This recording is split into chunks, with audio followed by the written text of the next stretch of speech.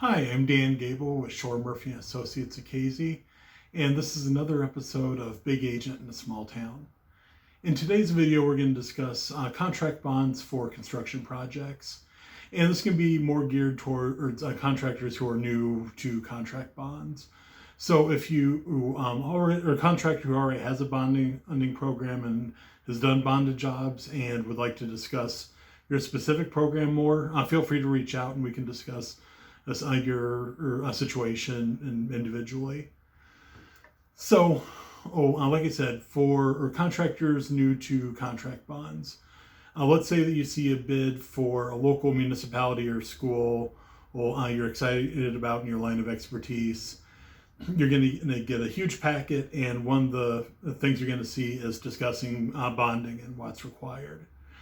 And the first thing you're going to see is what's called the bid bond. And when you submit your bid for the project, you have the option of either submitting a bid bond for either 5 or 10% of your bid, depending on the specifications of the project. Or you also have the option to provide a cashier's check rather than the bid bond. I highly recommend providing the bid bond, and we'll get into reasons for that in a little bit here. What the bid bond does is it essentially is the bond company standing behind the bid that you submit. So if for some reason you back out on your bid, the bond company would step in for the municipality that you provided the bid for. So that's kind of simple there. Now let's say that you have been awarded the project, which is exciting. Now you're going to get into more the contract bond, and more specifically what are called performance and payment bonds. What a performance bond does, it provides it's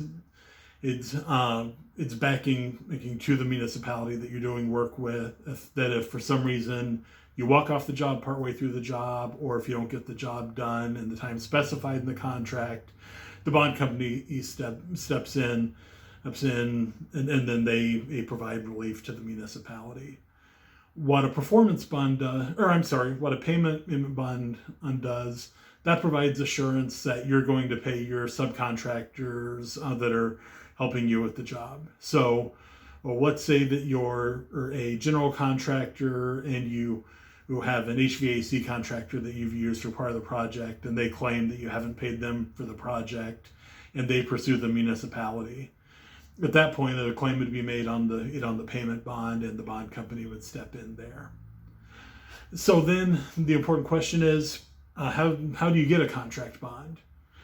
And normally, especially starting out, projects are probably going to be more on the smaller end.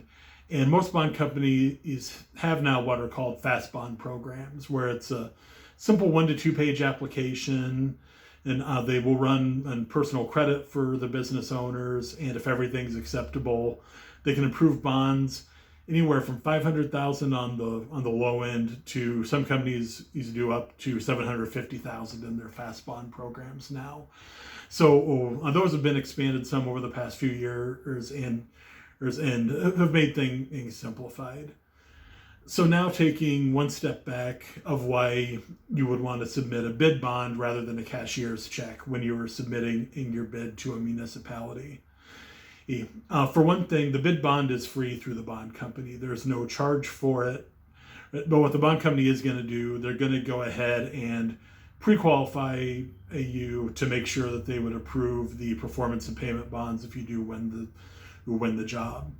If you just submit a cashier's check, you haven't gotten that pre-approval from the bond company on the performance and payment bond, and you could be out of luck if you can't get approved for those bonds and you've lost the project.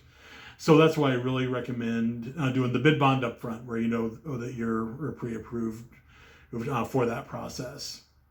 So that was a quick overview of contract bonds. If you have any further questions or would like to get a bond program started, please give me a call or text me at 217-932-2267, or email at Dan at shoremurphycasey, SHOREMURPHYCASEY.com. Thank you.